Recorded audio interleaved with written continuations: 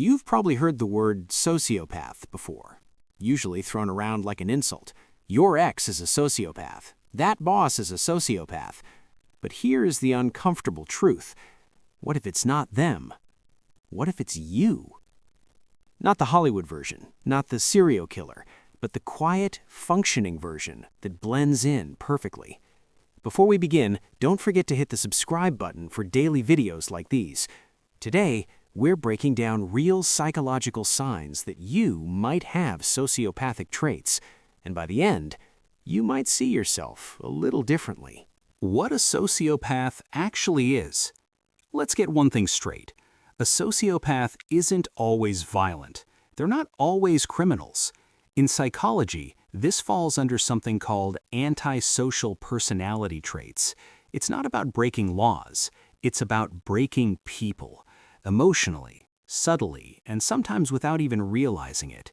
And here's the scary part. Some traits are rewarded in modern society. Confidence, charm, detachment. So instead of being rejected, these people often rise. Sign 1. You feel less than others. Be honest with yourself. When someone is hurt, do you feel it? Or do you just understand it? Sociopathic traits often show up as cognitive empathy. You know what they feel, but no emotional empathy. You don't feel it. You can say the right things. You can act concerned. But inside, nothing really moves. And over time, you start noticing something disturbing. Other people seem more human than you. Sign 2. You're extremely good at manipulation. You don't call it manipulation. You call it strategy. You know exactly what to say, when to say it, and how to get what you want. And it works. You read people fast. You adjust your personality depending on who you're with. You can be charming, confident, vulnerable, funny. But here's the truth. Most of it is calculated. Not fake, just controlled. Sign 3. You get bored of people quickly. At first, you're interested. New person, new energy, new game. But after a while, you lose interest. Not because they did something wrong, but because they've become predictable. And once someone is predictable, they stop being useful. So you distance yourself.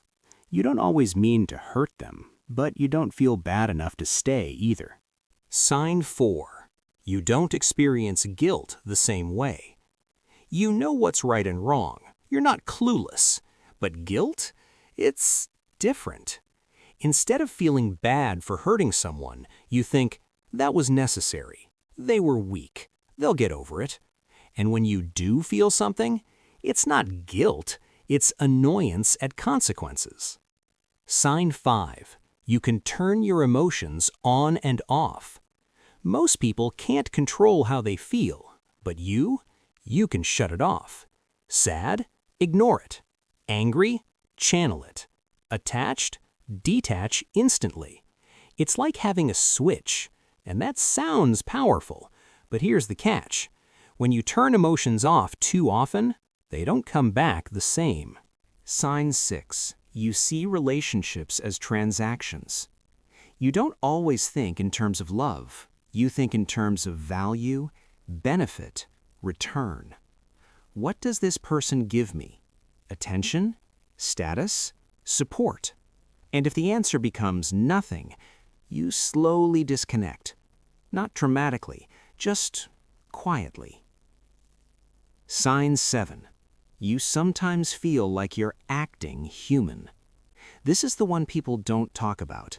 Sometimes you feel like you're playing a role, watching yourself from the outside, smiling when you should, laughing when expected, reacting correctly. But inside, there's a gap, like you're imitating normal behavior instead of naturally feeling it. Important truth. Now pause. Having these traits does not automatically mean you're a sociopath. These exist on a spectrum. Some of them can come from trauma, emotional burnout, defense mechanisms, or just how you adapted to survive. But ignoring them, that's where it becomes dangerous. because the less you question yourself, the easier it becomes to stop caring completely. So here's the real question. Not, are you a sociopath, but how much of yourself do you recognize in this? Because awareness is the difference between someone who controls people and someone who understands themselves. And if this video made you uncomfortable, good. That means something inside you is still awake.